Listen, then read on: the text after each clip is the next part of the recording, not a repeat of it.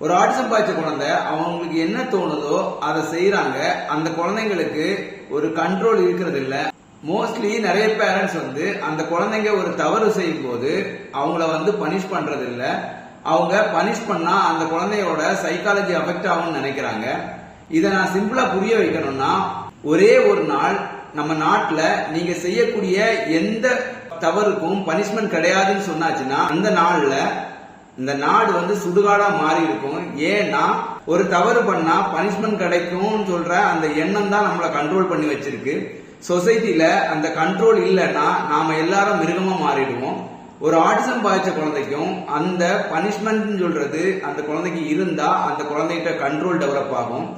இல்லைன்னா control develop ஆகுறது இல்ல. மோஸ்ட்லி நான் நிறைய பேரண்ட்ஸ் பாக்குறேன். அந்த எந்தெந்த பேரண்ட்ஸ் குழந்தைங்களை திட்டினா அதட்டினா ப்ராப்ளம் வரும்னு நினைக்கிறாங்களோ அந்த குழந்தைங்கள்ட்ட பிஹேவியர் ப்ராப்ளம் அதிகமா இருக்கு. அந்த குழந்தைங்கள்ட்ட செல்ஃப் கண்ட்ரோல் சுத்தமா இல்ல.